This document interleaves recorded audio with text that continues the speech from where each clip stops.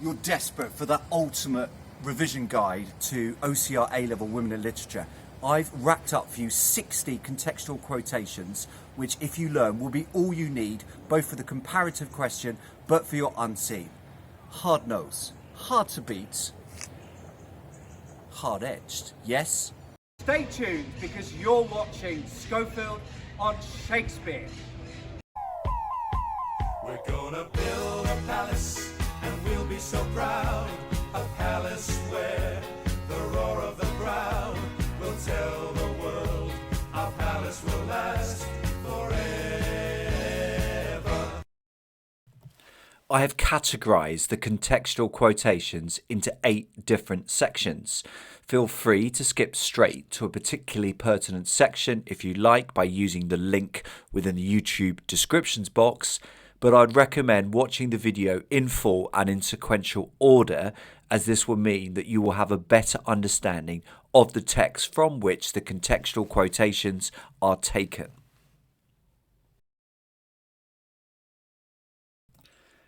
It's important to understand just how much has changed between the 19th century and now in terms of basic rights and fairness for women. At the beginning of the century, women enjoyed few of the legal, social or political rights that are now taken for granted in Western countries.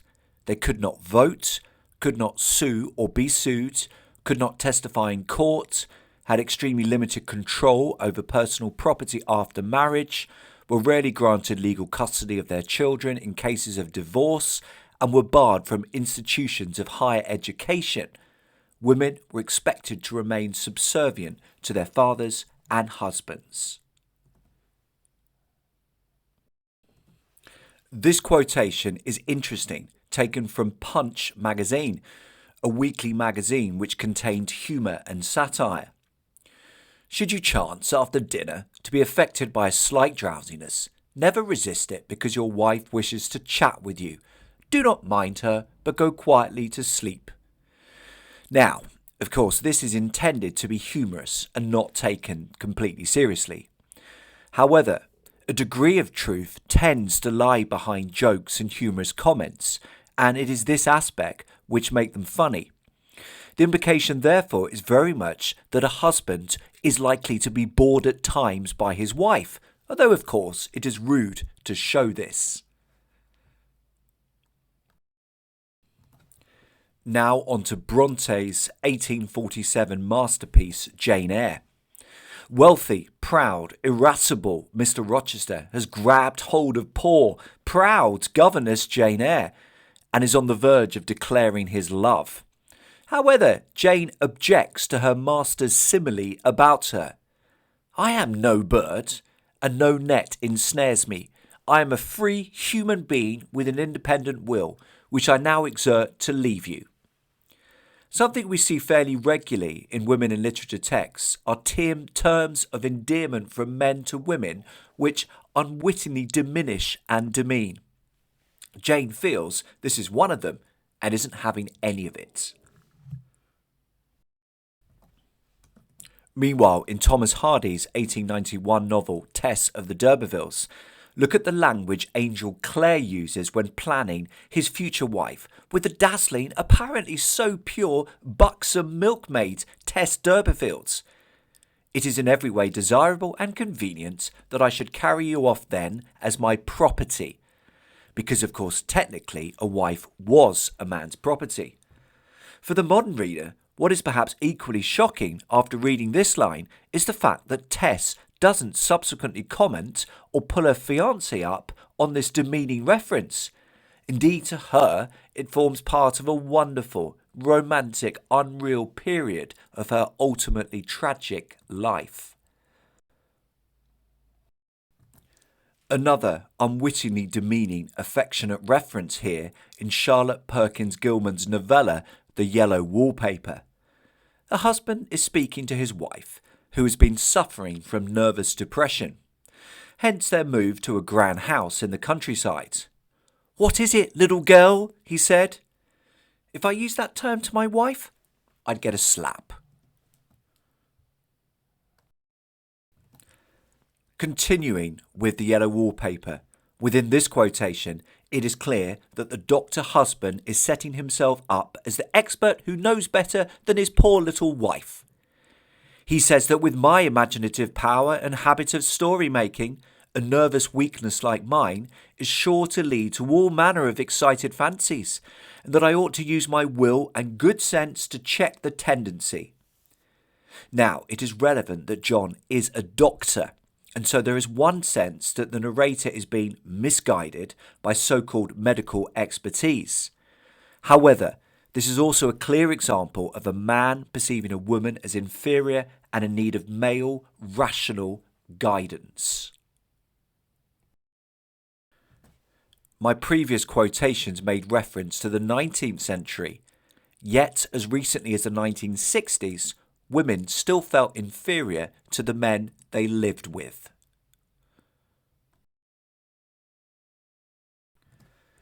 The Victorian age was a time of escalating gender polarisation, as women were expected to adhere to a rigidly defined sphere of domestic and moral duties, restrictions that women increasingly resisted in the last two-thirds of the century. Back in Jane Eyre, there is this surprisingly feminist declaration by the narrator, who has become restless living as a governess at Thornfield Hall, notwithstanding the fact that people are kind and that her working conditions are good, certainly compared to the majority of governesses at the time who were typically treated terribly. And so she writes, "Women feel just as men feel. They need exercise for their faculties and a field for their efforts as much as their brothers do.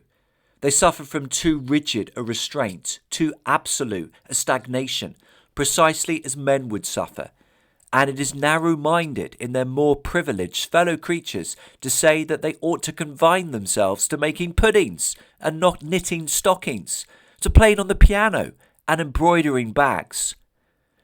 Domestic life alone is not enough for a fulfilling life for men or for women." Mary Elizabeth Braddon's 1862 novel Lady Audley's Secret is a terrific romp of a read. This satirical quotation is terrific. Lady Audley is entertaining her suspicious nephew at Audley Court. "Surely a pretty woman never looks prettier than when making tea. The most feminine and most domestic of all occupations imparts a magic harmony to her every movement, a witchery to her every glance." The references to magic and witchery about something as mundane and domestic as preparing a bloody pot of tea are ridiculously over the top and overly romanticised, and thus show the author gently critiquing any notion that a solely domestic life can provide fulfilment and food for the mind. Sesame and Lilies is a classic 19th century statement by John Ruskin about the nature and duties of men and women, and was published in 1865. According to this male writer, the woman's power is for rule, not for battle, and her intellect is not for invention or creation, but for sweet ordering, arrangement, and decision. She must be enduringly, incorruptibly good, instinctively, infallibly wise, wise not for self-development, but for self-renunciation, wise not that she may set herself above her husband, but that she may never fail from his side. A cynical translation might be, women should be in charge of the home, but not argue with her husbands. She should keep things in good order within the household, but not stretch herself thinking about other worldly matters. She must be morally perfect, not for herself, but to facilitate prioritizing her husband and children. Cassell's Household Guide offered information and advice for middle-class households, including a number of sections for employment for women. The great desideratum at present amongst women is to obtain some employment which can be pursued at home, or at least with only a few hours absent from it. For although remunerative work be necessary, the home life must still go on, the children must be taken care of, and the house kept comfortable. In other words, women must continue to prioritise the domestic sphere, and no piddling extraneous employment must ever interfere with this. Back in the yellow wallpaper, the narrator's depressive illness is clearly getting worse, as she follows her presumably well-meaning doctor husband's advice to rest, and rest some more. Personally, I believe that congenial work with excitement and change would do me good. But her perspective or viewpoint is not seriously entertained. She's expected to stay at home, getting increasingly preoccupied by the patterns and creeping figures within the yellow wallpaper. Meanwhile, in 1913, the Argentinian poet Silvia Fernandez published a poem entitled The Needle and the Pen. It concludes, because the needle and the pen are tools equally beloved by her. While one serves her dress, the other serves her mind. The needle represents domestic life, and the pen, intellectual stimulation. Both are needed for a life of fulfillment. It was commonly believed that male intelligence was greater than female. Men had greater independence and courage than women, and men were able to expend energy in sustained bursts of physical or cerebral activity. Women, on the other hand, were superior to men in constancy of affection and sympathetic imagination. They had greater patience, more open-mindedness, greater appreciation of subtle details, and consequently what we call more rapid intuition. This is one of my favourite quotations, which always makes me laugh out loud, and it's taken from Jane Austen's novel Emma. Now, the speaker is an elderly male hypochondriac who is endlessly fussing about his health and that of others. However, it does reflect a commonly held view about the comparative fragility of women in relation to men. Young ladies are delicate plants. They should take care of their health and their complexion. On to another Austen novel, this time Persuasion. The discussion is about whether women and children can be comfortable on board a ship. But I hate to hear you talking so like a fine gentleman, and as if women were all fine ladies instead of rational creatures. We none of us expect to be in smooth water all our days. Mrs. Croft both asserts her perfect capability of coping at sea, but also with dealing with the various challenges that life can throw at you. Women can be as resilient as men is the overall message. Back in Jane Eyre, Blanche Ingram is doing her very best to win over Rochester, someone certainly not thought of as handsome, as Jane confirms, much to Rochester's dark delight. Loveliness is the special prerogative of woman, her legitimate appanage and heritage. I grant an ugly woman is a blot on the fair face of creation, but as to the gentlemen, let them be solicitous to possess only strength and valour. What Blanche is doing here is unwittingly reinforcing the notion that women should be seen primarily in terms of their appearance. Towards the end of Jane Eyre, there is a fascinating exchange between two middle-class sisters who have nothing in common and have no affection for each other whatsoever. Georgiana, you had no right to be born, for you make no use of life. Instead of living for, in, and with yourself, as a reasonable being ought, you seek only to fasten your feebleness on some other person's strength. If no one can be found willing to burden her or himself with such a fat, weak, puffing, useless thing, you cry out that you are ill-treated, neglected, miserable. For me, particularly contextually, Eliza is being harsh here. The whole of society and courtship was set up to encourage women to fasten their feebleness on a man's strength. Indeed, many men, take John for instance in the yellow wallpaper, would have expected such female feebleness and found it delightful. What an opportunity to show manly strength! Hurrah! Back in Cassell's Household Guide, here is another pertinent suggestion for employment for women. The role of librarian requires no great physical exertion, no exposure to the weather, and no hardship which the most delicate would shrink from. Because, of course, a 19th century woman would not have been able to cope with some rain and rough winds, or anything physical. They were so weak, so femininely delicate.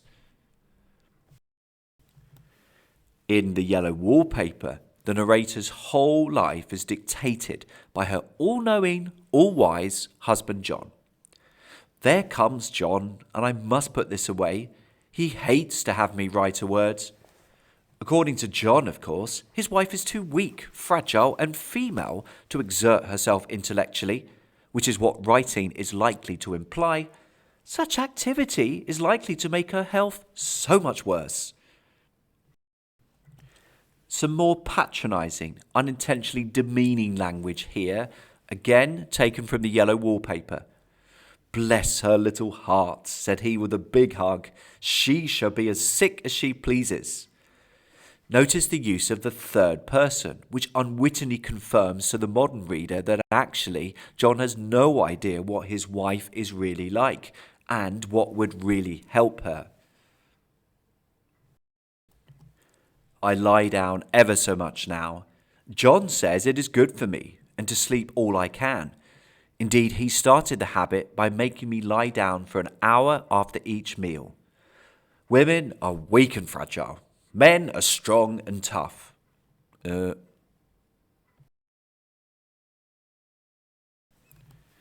Men represented the fallen, sinful, and lustful creatures, wrongfully taking advantage of the fragility of women.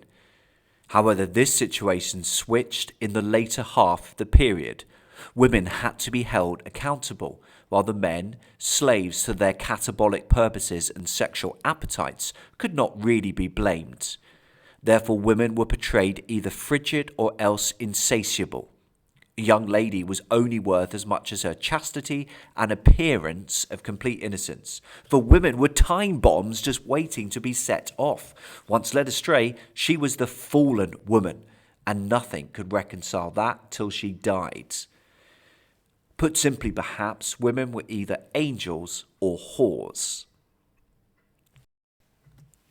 Within this introduction to women in the 19th century, women were defined as the more morally refined of the two sexes, and therefore the guardian of morality and social cohesion.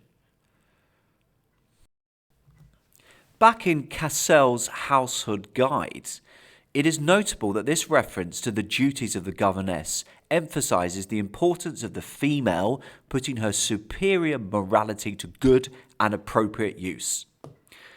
Apart from intellectual culture, the duties of a governess should consist mainly in the ability to instill into the minds of her pupils correct moral principles and rules for guidance in the practical details of life. It is a truth universally acknowledged that a single man in possession of a good fortune must be in want of a wife. Thus famously begins Jane Austen's 1813 novel Pride and Prejudice. As ever with Austen, the tone is laced with irony, and underneath this statement lies the fact that women in the 19th century depended on a good marriage in order to secure their social and financial future. Because women depended almost exclusively on marriage as essentially one of their few career paths, so many women tried to attract someone wealthier and of a higher class. This could result in severe criticism from other women, as occurs here in Henry James's 1878 novel Daisy Miller. Of course she's pretty, but she is very common. She has that charming look that they all have. I can't think where they pick it up. And she dresses in perfection. No, you don't know how well she dresses. Fathers could also be displeased at sons falling prey to a scheming hussy from a lower class. Here's Mr. Lord ranting within George Gissing's 1894 novel In the Year of the Jubilee. "After all your education, haven't you learnt to distinguish a lady from a dressed-up kitchen wench? I had none of your advantages. There would have been some excuse for me if I had made such a fool of myself. What were you doing all those years at school if it wasn't learning the difference between real and sham, getting to understand things better than poor folks' children? Never mind, I said to myself, never mind. At all events, he has learnt to think in a better way than if I had sent him to common schools. And after all, that's the main thing. But here you come to me and talk of marrying a low-bred, low-minded creature who wouldn't be good enough for the meanest clerk. We can see pressure being put on daughters to marry well in order to potentially support other family members within women in literature texts. Here is Mrs. d'Urberville guilt-tripping Tess in Hardy's novel. She has returned home unengaged to Alec d'Urberville. Why didn't you think of doing some good for your family instead of thinking only of yourself? See how I've got to tease and slave in your poor weak father with his heart clogged like a dripping pan? In order for a woman to secure a socially advantageous match, a virginal status would almost invariably be considered essential. Double standards, however, meant that the reverse would not be expected, although quite how that works when men and women need to sleep with each other in order to lose their virginity, I'm not so sure. In this quotation, it is worth noting that Angel Clare's father is a clergyman, and so he might be particularly preoccupied by the spiritual spotlessness of his son's prospective wife. It needs to be taken for granted that she would be a pure and saintly woman. Edith Wharton's The House of Mirth is a wonderful, beautiful read, one of my favourite novels of all time. In this conversation, tragic, unmarried heroine Lily Bart is in conversation with Lawrence Selden. Ah, there's the difference. A girl must marry, a man may if he chooses. Women need to marry to survive, both financially and socially. Men typically don't.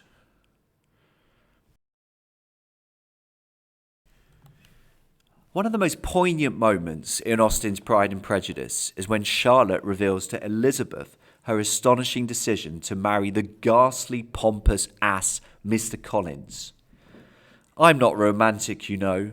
I never was. I ask only a comfortable home. For Charlotte, marrying Mr. Collins provides her with comfort and ease. This fact trumps all other considerations, i.e., the fact that the man is an idiot. However, some relationships in women in literature texts are fulfilling for both men and women.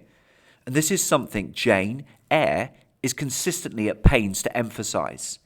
As she falls in love with Rochester, I indeed talked comparatively little, but I heard him talk with relish. Ironically, this description fits the Victorian male ideal of a relationships. The man bangs on, and the woman listens attentively. Towards the end of Jane Eyre, Jane describes her perfect relationship with the man she loves and has belatedly married. I know no weariness of my Edward's society. He knows none of mine, any more than we each do of the pulsation of the heart that beats in our separate bosoms. Consequently, we are ever together. To be together is for us to be at once as free as in solitude, as gay as in company. We talk, I believe, all day long. To talk to each other is but a more animated and an audible thinking.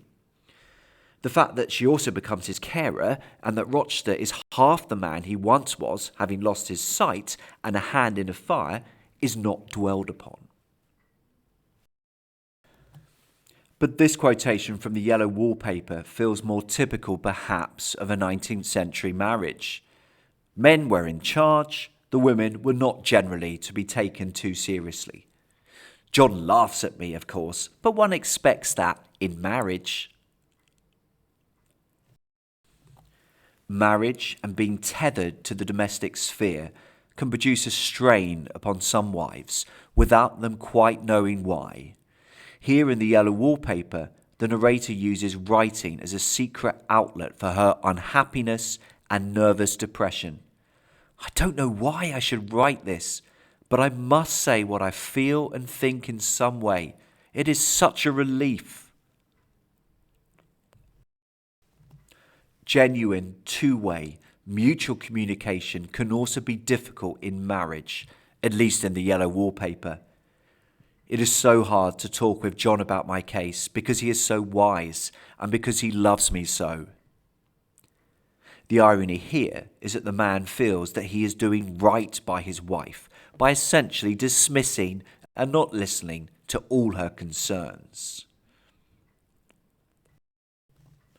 Sylvia Plath's 1963 novel, The Bell Jar, contains some truly depressing comments about why the narrator never wants to get married.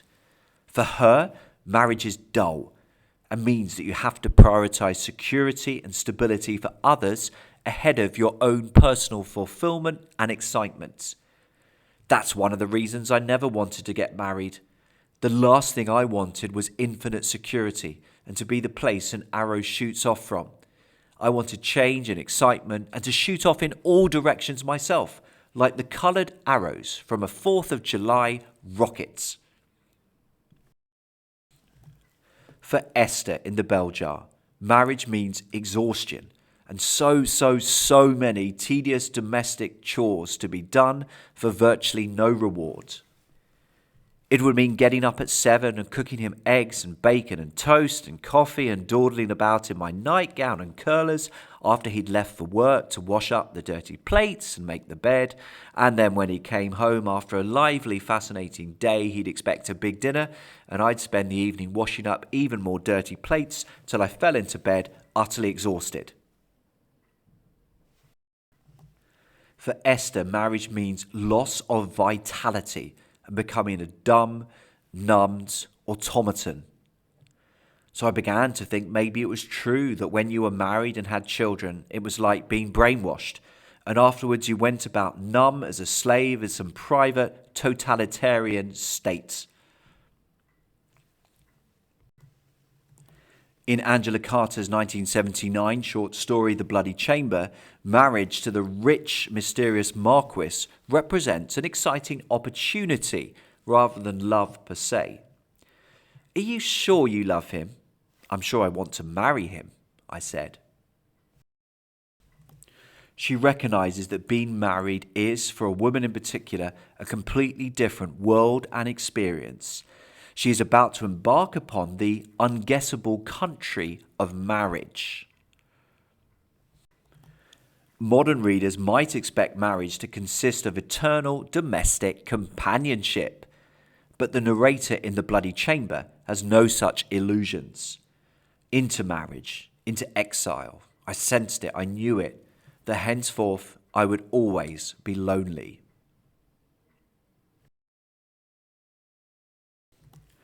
What is notable in women in literature texts is that frequently it is women who can make other women's lives miserable, irrespective of the fact that they all share the same social, legal, and financial disadvantages. As previously stated, governesses were frequently treated appallingly by other women. Here's Blanche Ingram in Charlotte Bronte's Jane Eyre. Mary and I have had, I should think, 12 governesses at least in our day, half of them detestable and the rest ridiculous and all incubi. Given that marriage is the principal career and goal for the vast majority of socially respectable women, unsurprisingly, things can get ruthlessly competitive. In this section of Jane Eyre, Georgiana Reed sides up the transformed Jane as she returns to Lowood to visit dying Aunt Reed. Georgiana gave me sundry side glances, measured me from head to foot, now traversing the folds of my drab merino pelisse, and now lingering on the plain trimming of my cottage bonnet. Young ladies have a remarkable way of letting you know that they think you a quiz without actually saying the words. But some women do support each other and provide more fulfilling relationships than that provided by men. Arguably, this is the case with Eleanor at Marianne at the end of Sense and Sensibility. In Bronte's Jane Eyre, the narrator writes that there was a reviving pleasure in this intercourse with Diana and Mary, the pleasure arising from perfect congeniality of tastes, sentiments, and principles. There was widespread ignorance about female sexuality in the 19th century, including from the medical profession. Look at this preposterous statement from Dr. William Acton. The majority of women, happily for society, are not very much troubled with sexual feeling of any kind. One of the most shocking moments in Hardy's Tess of the D'Urbervilles is when Alec rapes Tess. She had dreaded him, winced before him, succumbed to adroit advantages he took of her helplessness, then, temporarily blinded by his ardent manners, had been stirred to confused surrender a while. Prior to birth control, sex for women could mean disaster, pregnancy and disgrace, and this is indeed the case for poor Tess in Hardy's novel. Given that society expected women to be virginal brides, Tess then feels that it would be wrong for her to marry anyone, let alone someone as supposedly good as Angel Clare. The fact that the modern reader feels incredibly strongly that she wasn't to blame for having sex with Alec d'Urberville is, tragically, deemed irrelevant. She could never conscientiously allow any man to marry her now. But Tess is persuaded eventually into marrying Angel Clare, and naively, she tells him about her encounter with Alec d'Urberville on their wedding night after he has revealed a past sexual folly of his own. Angel then tells her, "You were one person, now you are another." The sexual double standards are appalling. Is Angel another person now to Tess, given that she knows that he is no longer a virgin? Not at all. But she must be a different person to him because she was raped. A common theme in women in literature texts is that women can be irrationally blamed for leading men astray. Thus, depraved rapist Alec d'Urberville, who has hilariously become a preacher, cries out self-righteously to Tess, "Swear that you will never tempt me by your charms or ways." Numerous men are perceived as sexual, predatory creatures who can only be tamed within marriage. Thus girls need to be on their guard, as these parents are within Sylvia Plath's The Bell Jar. The Amazon Hotel was for women only, and they were mostly girls my age with wealthy parents who wanted to be sure their daughters would be living where men couldn't get at them and deceive them. For some women, the naked male form can disappoint and disenchant. Here's Esther referring to generally considered hunky and a catch Buddy Willard. Then he just stood there naked in front of me, and I kept on staring at him. The only thing I could think of was turkey neck and turkey gizzards, and I felt very depressed. Sexual double standards concerned many women of the time, including Esther in The Bell Jar. Why should women, and not men, have to remain virgins prior to marriage? It might be nice to be pure and then to marry a pure man, but what if he suddenly confessed he wasn't pure after we were married, the way Buddy Willard had? I couldn't stand the idea of a woman having to have a single pure life and a man being able to have a double life, one pure and one not. One obvious difference between post-sex consequences for men and women is that women, until the invention of the contraceptive pill from the 1950s, have had to worry about getting pregnant and the obvious enormous effects that will have on their life. What I hate is the thought of being under a man's thumb, I had told Dr. Nolan. A man doesn't have a worry in the world, while I've got a baby hanging over my head like a big stick to keep me in line. Society has always built up losing your virginity as a big deal, as an extraordinary change, as a momentous event. But for many women in literature texts, and notably Esther here in the bell jar, it can be a horrible anticlimax. I lay wrapped and naked on Irwin's rough blanket, waiting for the miraculous change to make itself felt. But all I felt was a sharp, startlingly bad pain.